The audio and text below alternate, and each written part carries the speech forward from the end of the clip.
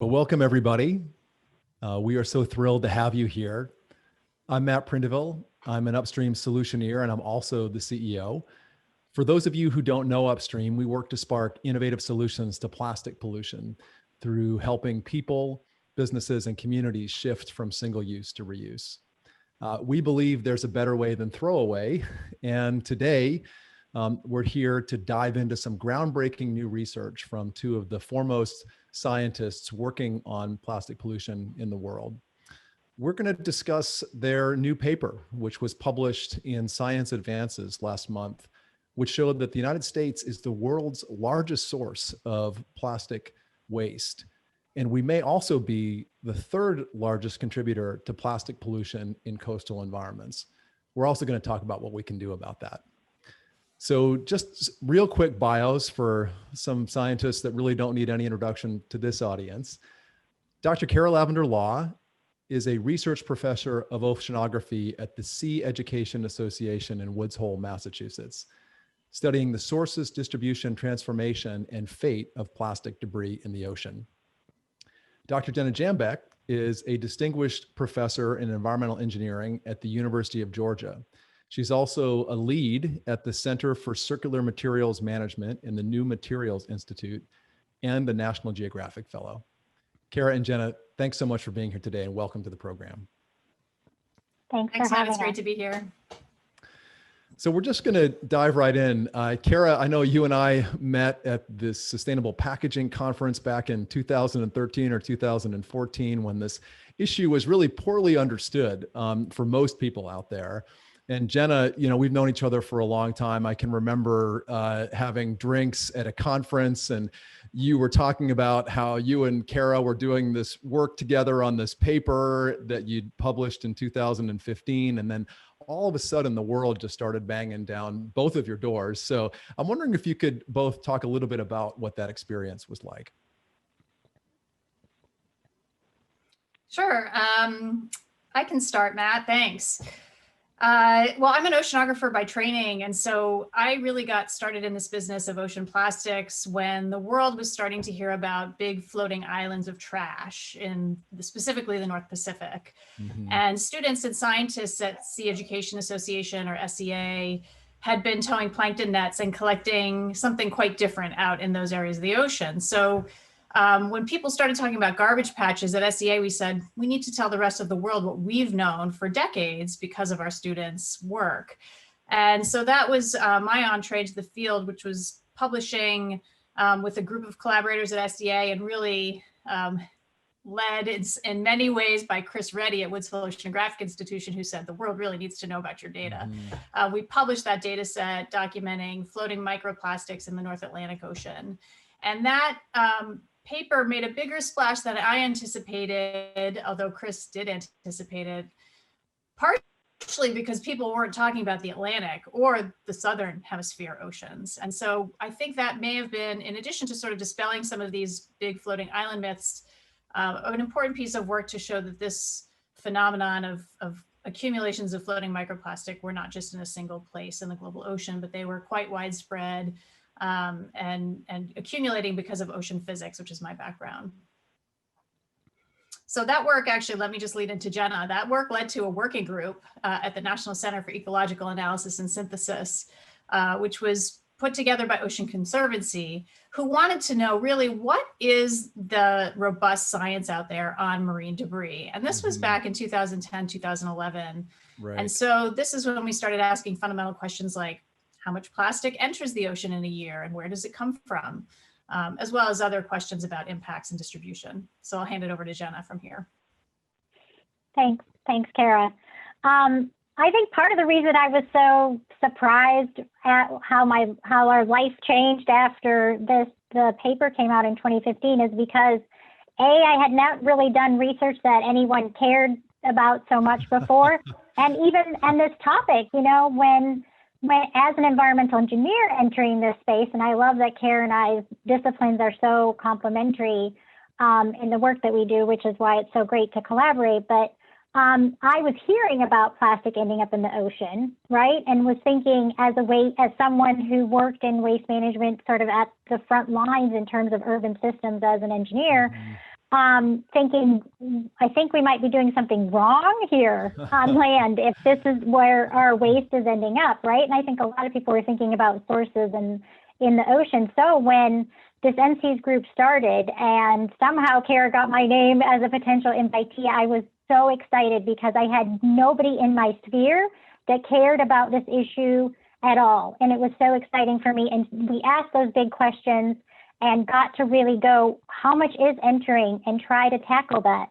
So I think we weren't so naive to know that this number wasn't going to be, like it was, people were going to pay attention to this number. I think there were a few other nuances to the paper, which I know we're going to talk about in a little bit, that were surprising in terms of the attention that got. And I always thought it was something that was going to end. Like, okay, so we'll have a bunch of interviews, the paper will come out, and then it's done. Oh, Right. no, this continued.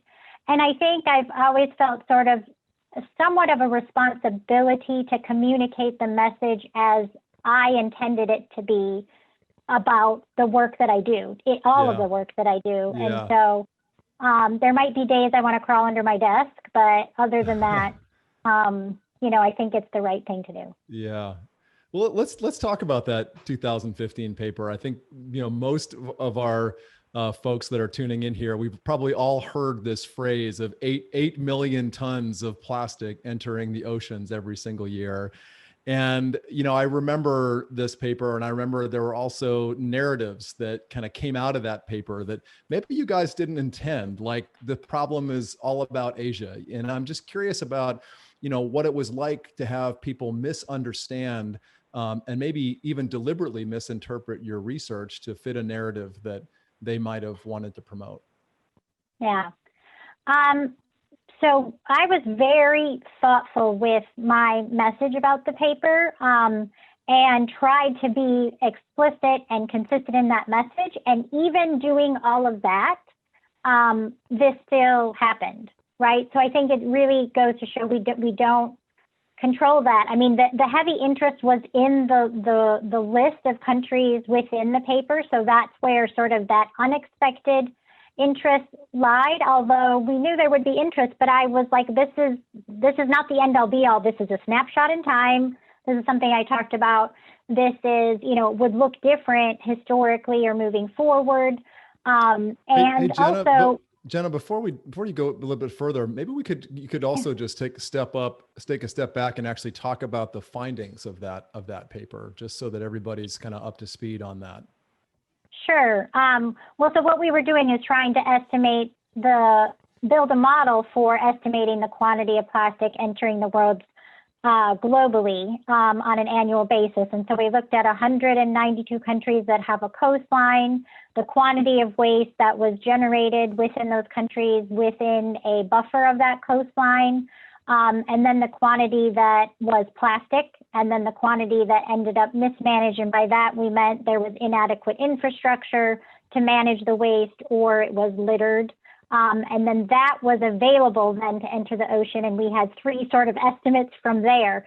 So that 8 became way more exact than that number really is, right? I mean, this was an estimate. I think there's been other research to show that we're in the ballpark based upon this first brush. But I think so the interest in the countries to me was more about sort of those influencing factors, like, okay, this is where we are now, but how do we get in front of this? So talking about, rapidly developing economies that weren't able to keep up with infrastructure. And that is a whole systematic issue of like growth of a consumerism faster, people not being aware that plastic is a material that can't be managed like the materials they historically use that biodegrade. I mean, I've been in so many places around the world now where, your normal thing of vegetable scraps and burying them in the backyard doesn't work, that there's plastic now, but not everybody knows that. So there was so much complexity of what was going on here, and it became simplified in that one message that I never intended, and I made sure I never said.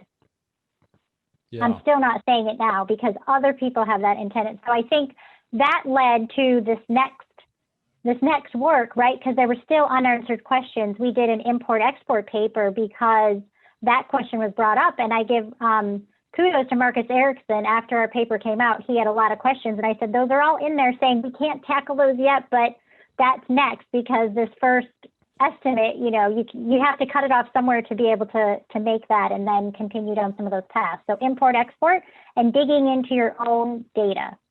Nice. So, I remember this paper, and the United States was 20th, right, for the largest contributor to plastic in coastal environments. We were the only OECD country, if I remember, in the top 20 list. Yep, there. only high income country too. Only high income country. And, but again, a lot of people said, oh, well, the US isn't the problem. But you guys went back and looked at the methodology and started thinking about, well, we actually didn't capture all of the things that we needed to in this first paper. So we're going to go back to the drawing board here. Now we've got this 2020 paper. I'm wondering if you can talk about the findings there. And also, I'm just curious too, was part of the reason for doing this paper together, was it a little bit to set the record straight on some of the narratives, the false narratives that might have come out of that initial paper? So I guess I'll pick up the thread here. I'm actually going to take half a step back and just say that the goal, the sort of high-end goal of the Jambeck et al. Paper was really to get an order of magnitude estimate of the amount of plastic waste generated on land entering the ocean. So first of all, it didn't capture all of the sources, right? We didn't even talk about fishing gear, lost fishing gear, for example, or inputs due to catastrophic events. We're talking about a very specific type of waste, municipal solid waste entering the environment, and looking at what those influencing factors were. The other piece of that is that we were using that terrible phrase, best available data. And so the data that formed the baseline of the Jambeck paper came from a World Bank report that was published in 2012. And in that time period from the Jambeck paper and this work, the World Bank put out a new report with better best available data. But we also knew that the best available data in the World Bank report probably wasn't the best that we could find within the United States. So I would say there were multiple motivations here. One was, and that's really the better data for the US is really thanks to our colleagues at DSM Environmental, Natalie Starr and Ted Siegler, who are on the ground consultants in the solid waste industry, who go and stand on landfills and count litter on the sides of roads and are really well aware of the kind of information available within the US. So we knew that there were better data, and we knew that the World Bank had updated their What a Waste report, largely, I'm guessing, although I don't know this, in response to this Jambeck paper, which got so much attention. And I think lots of countries took their waste reporting more seriously as a consequence, because many of them got negative attention as a result of being high up on a list that got published about ocean waste. So I think there were multiple motivations, but I agree with Jenna that, whenever I talk about and still talk about the Jambeck et al. Paper, I discuss the importance of waste management infrastructure in these developing economies. And then in the same breath say, but listen, in a place where we have excellent waste management infrastructure, we produce the 20th highest amount of trash estimated to enter the ocean out of 192 countries. And that was based on just litter, just a crude estimate of how much litter we produce. So the answer to your question is yes. Those were both reasons to undertake this study. So would you like me to go into what the study did? I'd love to hear just the main takeaways from the new paper. We dubbed the live stream today the United States of Plastic, because there's some really shocking findings that came out of your new research. Really excited to share these with our audience. Sure. So, the first thing that we did was we looked at plastic waste generation, again, in countries around the world from the World Bank report, but from US data. And so we had some improvements on waste generation data that were in existing sort of industry reports from EREF and other academic literature. So our first pass was to say, how much plastic waste did the population of the entire United States generate in 2018? So that's the year of the most recent available data. And that number was 42 million. Uh-oh. Uh-oh. Did we lose? We might have lost Kara for. Oh, Oh, she's back. No, I'm back. Sorry, Okay, we're dealing with some internet problems here, and they dropped me. But can you hear me? we can Yep, hear we you. can hear you and, now. and you ended, the sentence starting with 42 million. You were talking. You just talking. You're just about to say Okay, 42 I'm going to million stop my. tons. Okay, thanks. I'm going to stop my video for a minute just to make sure that you hear me, even if Yeah, you no can't problem. see me. No problem. Okay, so right, so 42 million metric tons, and this was the highest amount of plastic waste generated of any country in the world. And when you look at the amount of plastic waste generated per person, say per day or per year, that also is much higher than any of the top plastic waste producing countries, including other Western countries in the EU, for example. So we just make a tremendous amount of plastic waste in this country. So the next step was to say what happens to that waste. And we attempted to improve the litter estimate from the Jambeck work, but frankly, we need really good litter data. We don't have a lot of very sort of data that's collected in a way that you can compare between studies. So we just continued with the 2% of waste generation being littered estimate. But because we make so much plastic waste, that's a big number. That's almost 1 million metric tons of just litter, plastic litter entering the environment within our borders. Wow. We also, for the first time, again, thanks to excellent sleuthing by our colleagues Ted and Natalie, we're able to estimate the amount of plastic waste illegally dumped. So litter you can think of as sort of individual items maybe blowing out of a wastebasket or being thrown out of a car window. Illegal dumping you can think of more as somebody deliberately disposing of a pile of waste in a place where it doesn't belong. So thanks to a master's student out of San Jose State, she did an excellent illegal dumping study in San Jose that we were able to use together with data from Columbus, Ohio, and a study in Sacramento, California. So we were able to estimate an illegal dumping rate, which was up to half of the littering rate. So together, littering and illegal dumping account for up to 1 million metric tons. Wow. It could even be more, 1.2 million metric tons of plastic waste, again, in our own country. But the big piece, I think, was taking into account Jenna and Amy's work on imports and exports and asking what we know that a tremendous amount of the plastic waste that we put in our blue bins for recycling was exported for a long time. And this has recently stopped. But we knew this plastic waste was being exported abroad for reprocessing. And we decided to try to put a number on how much of that we thought might be entering the environment in those countries. So first we looked at the export data and found that more than 50% of the plastics that are collected for recycling in our country in 2018 were exported primarily to China and Hong Kong, but also really the vast majority to countries that do not have the waste infrastructure to be able to deal with their own waste. So we decided to restrict ourselves to the exports to those countries, looked at how much of the plastic bales that our local facilities bail up and ship abroad might have contained contaminants that the processors in those countries would have to dispose of, and then estimated how much of that was likely to end up in the environment.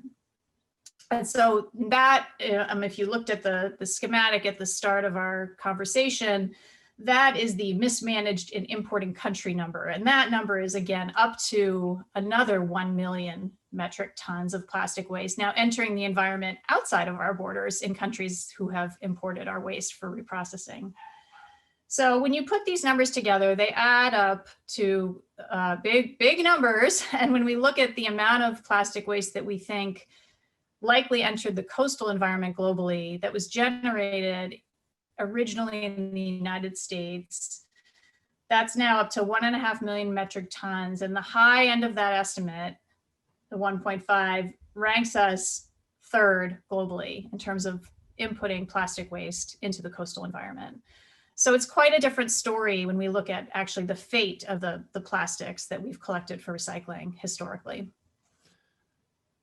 So what I hear you saying is that from the 2015 paper to the 2020 paper, we have jumped from the 20th contributor to plastic pollution in coastal environments up to as potentially the third biggest contributor to to plastic pollution in coastal environments. I mean, that's quite a jump. And I think it also, just as far as the way we as activists look at this problem, I mean, I know that with the previous paper, there was just so much of the attention was saying, well, we got to fix Asia. We got to fix Asia. And, I think a lot of that too was coming from people living and working in the United States and Europe. And so to find out today that actually we need to do a much better job of fixing, our own backyard here in the United States and really addressing some of these sources that you've pointed out in your research. I think that is a really important narrative that's going to be coming out of your paper. So thinking about that, what does this mean for decision makers here in the United States, and how can your research inform how decision makers can help solve these problems? Yeah, I mean, I think, this work, bringing the information from our own backyard is critical, because I think you're right. Everyone from 2015, I think, because of the narratives that were brought out by our paper unintentionally, were all about this is a faraway issue, this is a faraway problem. And I always did feel, being number 20 on that initial list, I was like, here's the country I can talk about, our own. And, there's lots of reasons to look at sort of what we're doing. And I think one of the big questions is why? Why do we produce so much plastic waste within the U.S.? What is it about how we are, do we really just consume that much more? Are our systems, I don't know. I mean, I think that's sort of the next step, and Kara's brought that up because, we'd love to dig deeper into that. That's what we do with these questions as they come up. But I think it's there's lots of laws within Congress right now, or bills, excuse me, not laws yet, but we know Save Our Seas 2.0 is on the president's desk. But both Kara and I have had the opportunity to testify to Congress, and the honor to do so, and to be able to communicate, I think, research to the decision makers. And they have used a lot of the science in creating some of those bills. There's like a Recycle Act, a Recover Act, a Break Free from Plastic Act, right, where they're really starting to look at what would we do here. And to me, I'm always bringing up this framework of, if we want to have zero input into the ocean, there's all kinds of places to intervene. Furthest upstream is reduction. And I was point blank asked at my last testify opportunity, do you think you can solve this without reduction? And I said, no, because there's been a bunch of other research, coming down the pipeline. Kara and I got to participate in SYSTINC working group, the Pew and systemic work. Those were done independently in parallel, came up with the same conclusion, that you cannot bend this curve of plastic entering our environment without that reduction component. And whether that be certain, there's all kinds of ways to go about that. So that's not a dictation that I do, but that, of that framework, that has to happen. There's all kinds of other things that can happen as well. And I know we're going to talk more about solutions, which I'm excited to get to. So I just think being able to provide science like that, where people can look at the options and try to figure out, what's going to work best, in their scenario. And that's critical. So I think it's a good point. Yeah, to I think pivot. I just add that, Go ahead, Kara. Go ahead, please. No, I maybe was going to state your pivot. I was just going to say that I just got an unstable message. I'm going to go blank again here. I just want to say that a major message of our work was that we just have to take responsibility for this waste that we're producing. Mm-hmm. And so that's going to lead to the solutions, starting with reduction. But, as we're doing that, we still need to handle the waste that we're producing today and that we're going to produce tomorrow and into the near future. So go ahead with your pivot. Sorry, Matt, for interrupting. Oh, that's fine. No, I was just going to start pivoting us towards solutions, because I know some of this news can be pretty heavy for folks that, have been thinking about a lot of heavy things that are going on in our world right now. But I know that you guys are also just intimately involved in the solutions work as well through a number of different initiatives. I'm always seeing your names and your faces pop up in various things that we're also involved in. And so I'd love to hear from you. I have a two-part question. One is, what are the ideas and the opportunities that you're most excited about that you think can really move the needle? And then secondly, what are the ideas that are floating around that some people are excited about, but are really just kind of smoke and mirrors that aren't actually going to do much to help solve the problem? So two-part question. And Kara, why don't we start with you? Sure.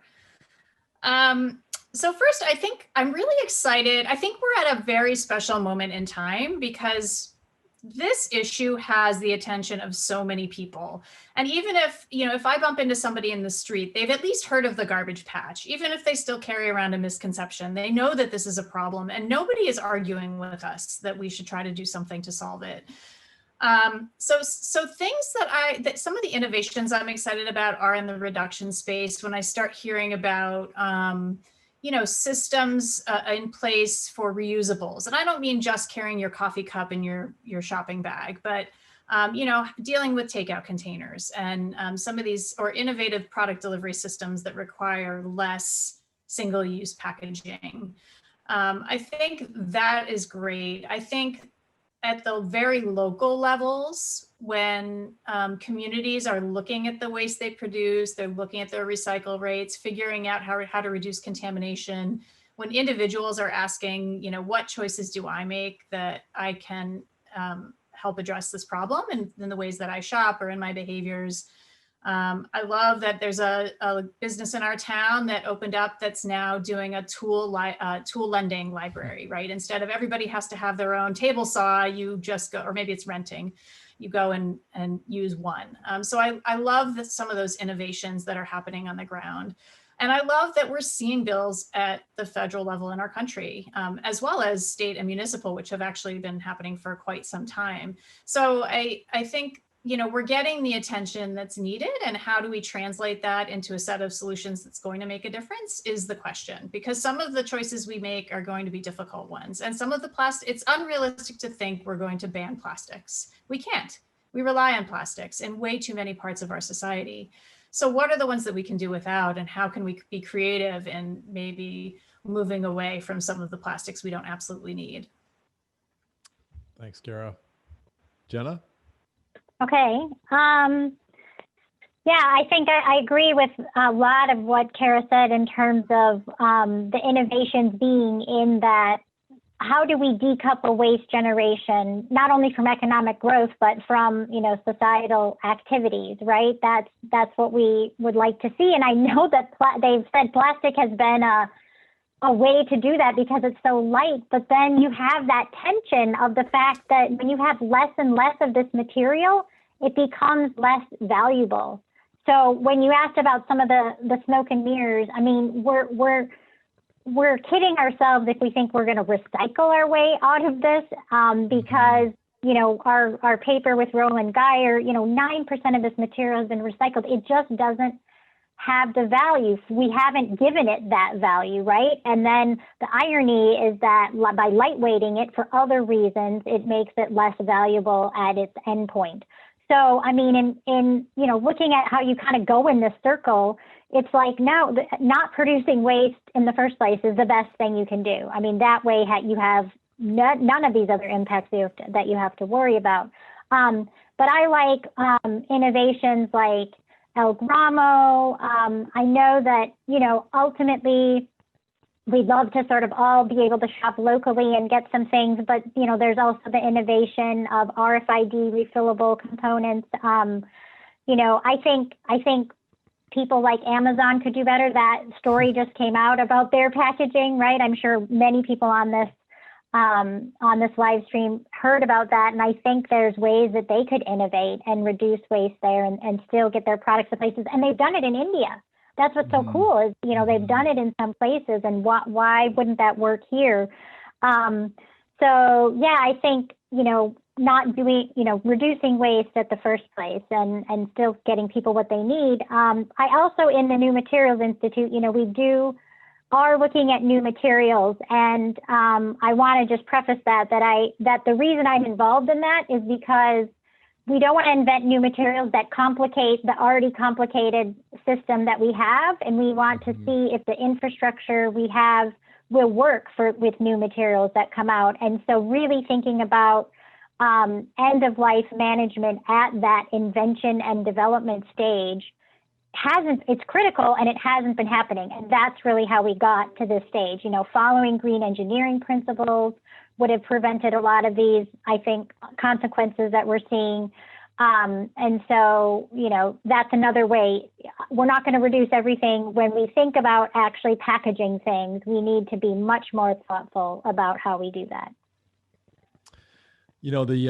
Some of the founders of Upstream, I remember hearing the story where they talked about how when they were in college, they would go dorm to dorm collecting newspapers to try to bail up, try to get as many newspapers as they could together to sell into, some kind of recycling market. They were literally on the front lines of building the modern recycling movement. And today, there are more people that recycle than vote in the United States. And so I think that we're in the similar era of, we're at the beginning of kind of the source reduction and reuse revolution right now, where lots of people, including big brands and retailers, are really starting to understand that we cannot continue to perpetuate this one-way throwaway model. It doesn't work anymore. And one of the takeaways that I'm going to take away from the conversation today is that what I heard you say is that we can't flatten the curve without source reduction. We have to be reducing the amount of plastic that we're using. There's no way to recycle our way to the solution. So I want to give us plenty of time to talk about audience questions here. I'm wondering for you folks though, before we move on to audience questions, if there's one, what was the number one takeaway for both of you when you kind of dug into this research? And then also, what was something that was unexpected as you were doing this particular research for this paper?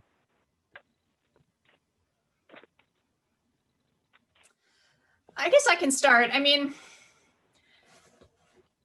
not sure much of this was unexpected. I think when I finally did the math and figured out that more than 50% of what I put in my blue recycling bin was being shipped most of the way across the world for somebody else to have to pick through and turn into something useful, that just struck a chord with me. And I've been that person who puts every scrap of everything that can be recycled into that bin.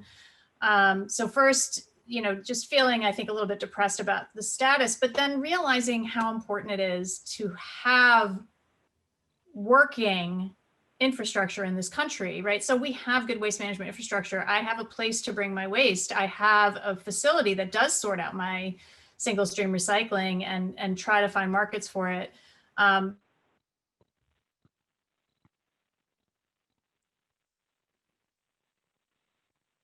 Oh, we might have lost Kara's audio. Are you back, Kara? Jenna, we're going to pivot to you, okay, and we'll let Kara come back. Yeah, if she comes back, we can let her continue. Likewise, I think what was unexpected for me is sort of where we ended up on that ranking list. Already I knew, again, being the only high income country in the top 20, and that was just from litter. But when we really ended up third, I don't know I didn't really have an expectation, but that just seemed like, I'm like, this is what happens when you produce this much waste, and then, a little bit leaks out, that adds up.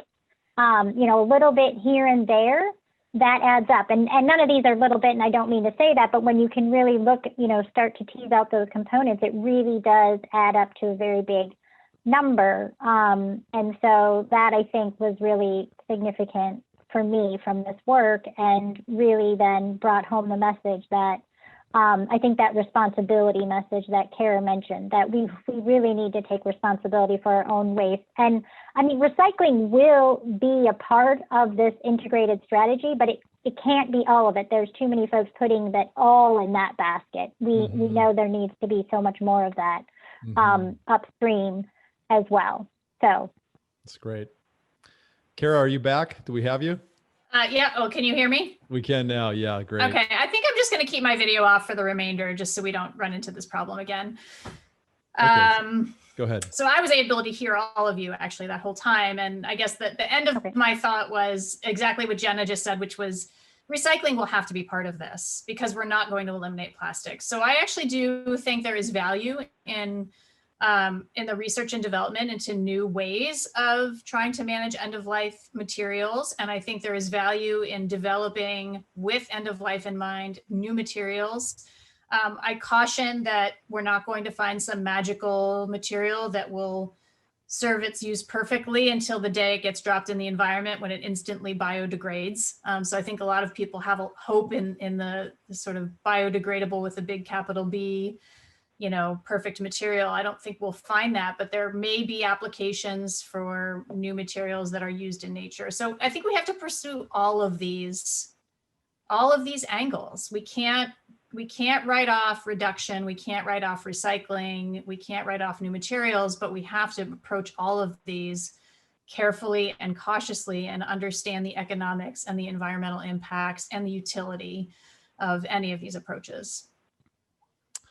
I know that when I believe it was Amory Lovins came out with the climate wedge strategy, that really started to change the narrative around the way that we think about solutions. And of course, you guys have been involved in a number of other reports, the Pew Systemic Report coming out recently, looking at different ways, almost like a wedge strategy for how we can tackle plastic pollution. So I want to move to the audience questions now. And we've got 34 of them. I'm sure they're going to keep rolling in too. Miriam's going to try to curate them a little bit for us. But so the first question to ask is around the COVID impacts. I mean, you both published this work on research that was being done before the pandemic. Just a question here. Do you think that the increase in online shopping, and I would probably add the increase in food delivery, is bloating the amount of plastic packaging that's being generated? Not everything gets recycled. Much of these types of plastic materials end up in the garbage. Yeah, if I can start with that, and then Kara can follow if she has more. But I think we are, because we're seeing a lot of that at home. I think what we also don't see behind the scenes is that there's been about a 16% reduction in, commercial waste. And so I don't know how that evens out, right? So because at least during the first half of this year, during some of the most major shutdown time periods, there was a really significant drop in the commercial waste that was generated. How much of that is plastic and what happens to that? I don't think we know that, but we certainly saw in our homes, I think, and that sent the message. There was about a 20% or 20 to 25% increase in waste that we generate at home. And the waste management companies and haulers were having to deal with all of this. It really impacted their bottom line and their logistics in many ways. And so, yes, I think in our home environment, for sure that was happening. The other quick thing I wanted to talk about with COVID is that what we saw with, using debris, people using Debris Tracker around the world, the mobile app that we co-developed, free and open data. Everyone can see that online. Within a week of using PPE, so within a week of people recommending PPE use, that was reported. So it, that illustrated to me how immediate almost what ends up in our environment is the result of sort of like what we're doing in society, right? Yeah. And so we just published a paper led by two young researchers, amazing researchers, about Toronto actually, but looking at, the quantities and types of PPE ending up in different environments. But to me, what was so illustrative was how quickly that happened. And there, again, it was like an infrastructure thing, and also people were, I think, coming out of stores with PPE and not wanting to have it in their car, but then there wasn't anywhere to put it. And, it just, the ground ended up being the place that got put, which was really heartbreaking. Yeah.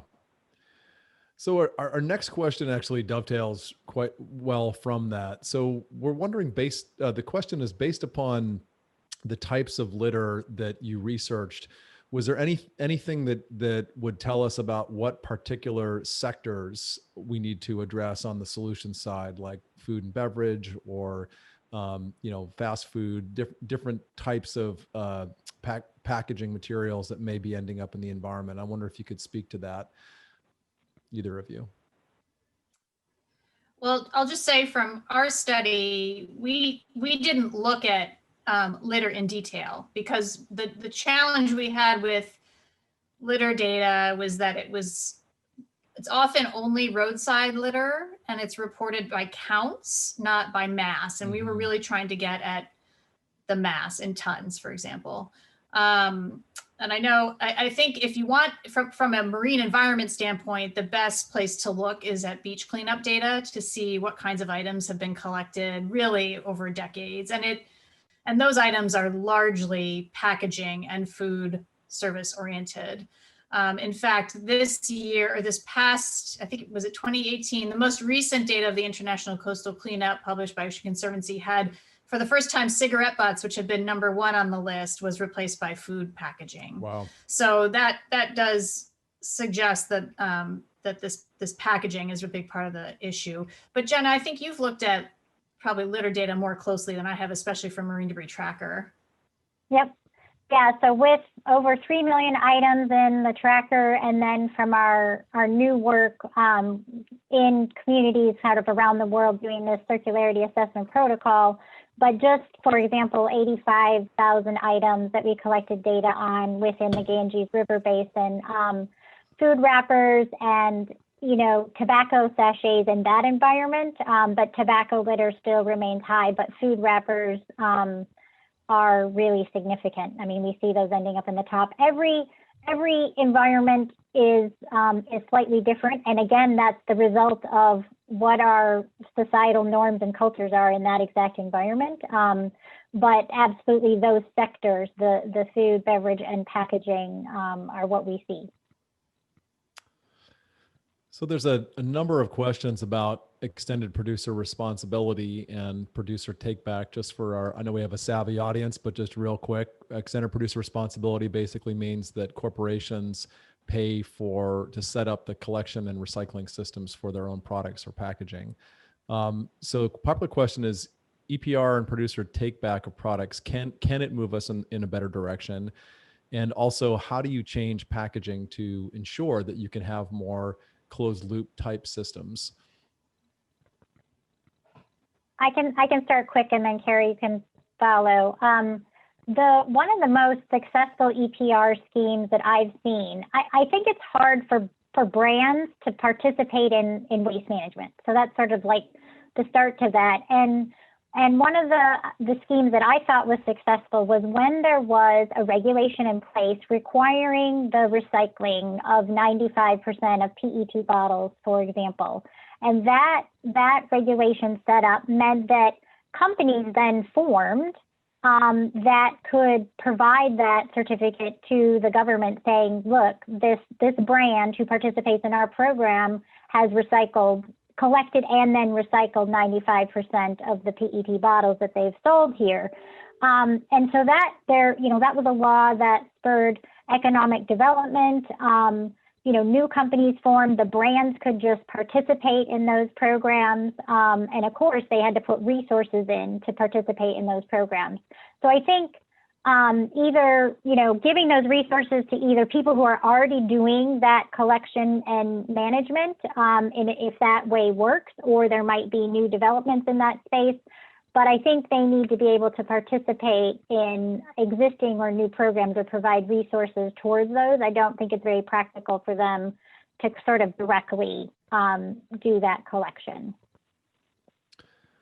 Another question here about the shipping of recyclable materials to China. So with China's policies restricting the amount and type of recyclables that go to China, how much of the plastic that goes into our blue carts or blue bins actually gets recycled, and how much of it ends up in landfills? Do you have any new statistics on that from your research?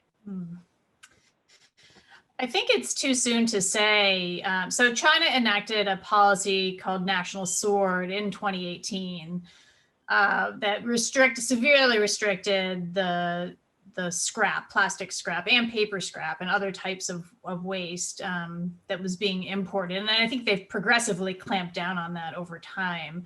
So as a result, we've seen our exports of plastic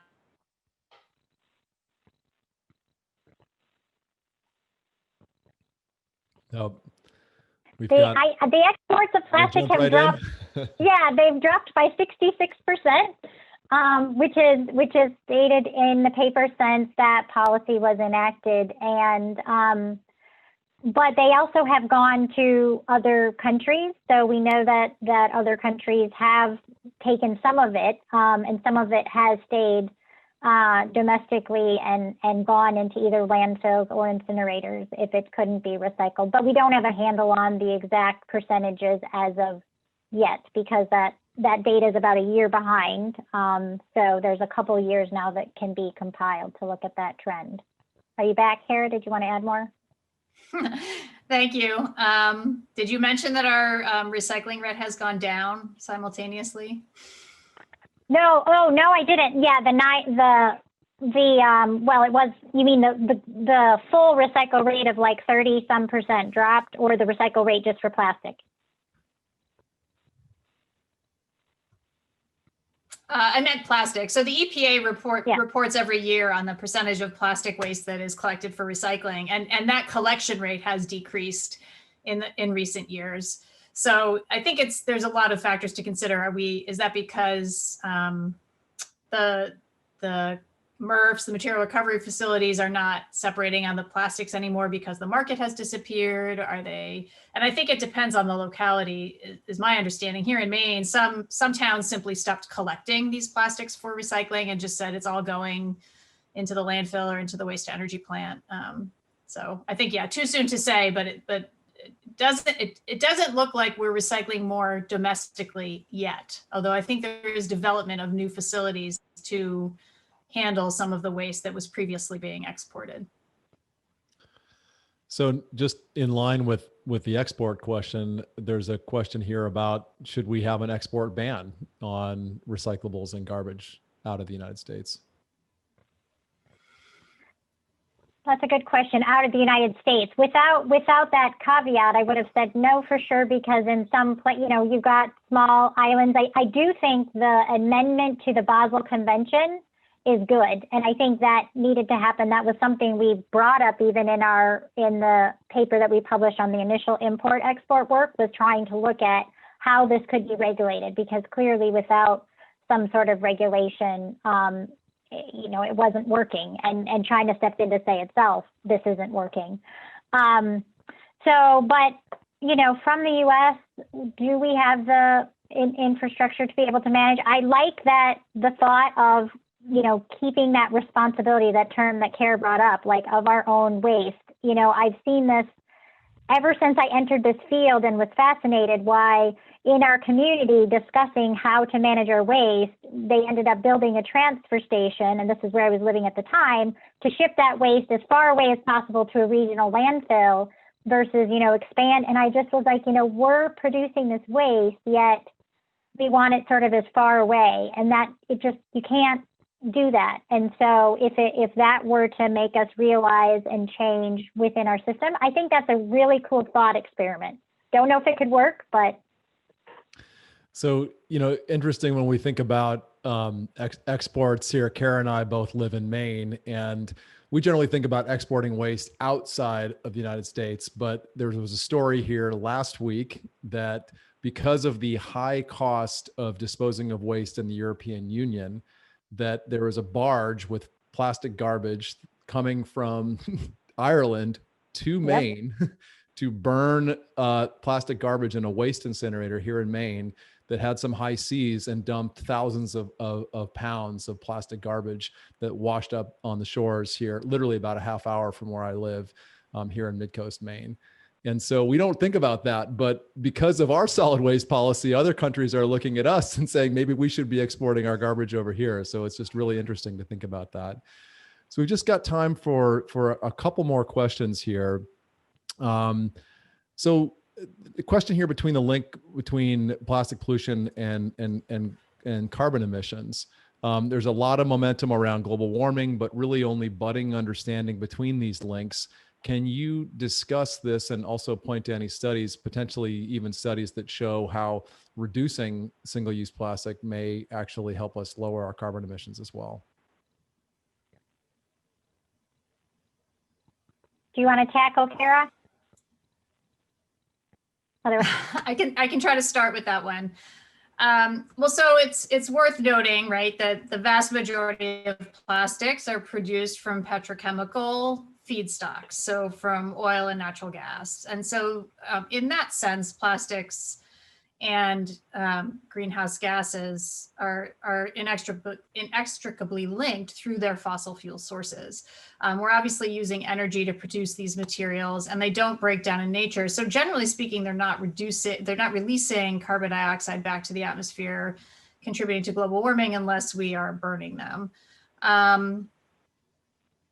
I know there are some studies drawing a closer parallel. There was one that came out of the Bren School at UC Santa Barbara.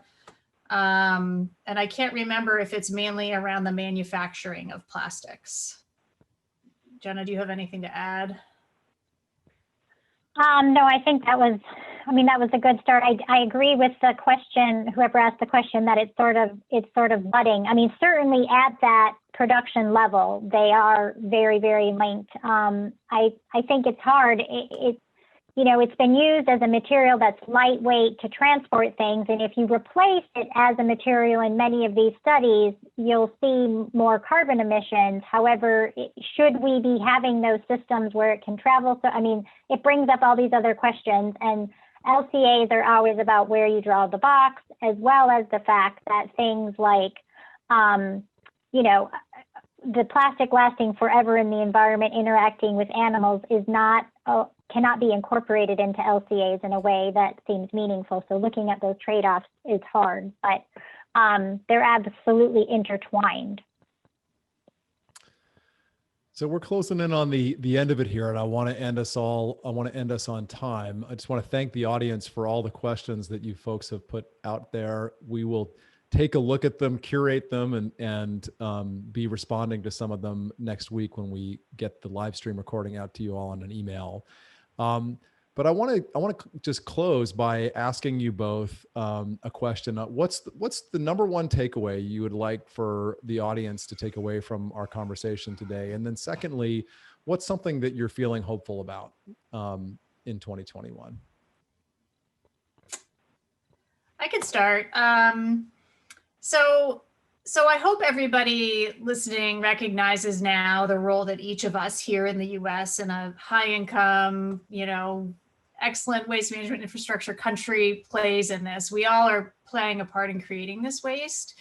And so I think on the sort of takeaway and the hopeful note, I think people are ready to start asking, what can I do to help solve this problem? Because I think a lot of this, it's not a consumer responsibility solely, but we are consumers. We have market power, but we can also make individual decisions that can make a difference. So starting with, what do I buy and why? And then I would love for everybody, if you don't already, to find out where your trash goes, all of it, not just the plastics. I think that is a really eye-opening experience to go visit some of these facilities and to see, what it matters what you put in the blue bin. If you put the good stuff or the not so good stuff in matters. But putting less in the bin to begin with is really the best way forward. Love that. Jenna? Yeah, so I think takeaway is that we are taking action. but it's not enough. I mean, that was, again, the message from Sasink and Pew, but I think also this paper illustrates it, especially for the U.S. So the actions that we're currently taking aren't bending that needle, aren't bending that curve yet. We need to be more aggressive, and that would be individual actions, but definitely changing entire systems. And so if you can't reduce, the plastic that you use, why is that? Why aren't products offered in a different way? Communicate to your governments, communicate to the companies, vote with your dollar, participate with organizations that are trying to create change. And so that's the takeaway. I think I'm hopeful because it's moments like these that I reflect on the last, 19 years and the fact that there has been tremendous change. So I'm saying it's not aggressive enough, but yet we've had this tremendous change and movement, and people do really care. They want to do the right thing. Many of the right stakeholders and partners are at the table, and so the time is ripe to just continue this work. And I think actually I'm hopeful we will bend that curve and make a dent and change things going forward. That's great. Thank you, Jenna. Just want to thank Jenna and Kara, our panelists, and thank all of you for tuning in today. Just want to share that a recording will be made available of the live stream. We'll be sending that out to you folks next week. You will also receive a short survey after you leave the session. We'd love to hear what you thought about it, and also any ideas for future live streams that we're going to be doing. One final ask, we are $25,000 away from raising $1 million this year to continue sparking innovative solutions to plastic pollution. And for a very limited time, our good friend and supporter, Louise Bowditch, has stepped up and will match your gift dollar for dollar through December 31st. So if you go to upstreamsolutions.org, you can find all the details there. Just know that your gift is going to be matched dollar for dollar through the end of the year. And as always, just be sure to follow us at upstreamsolutions.org.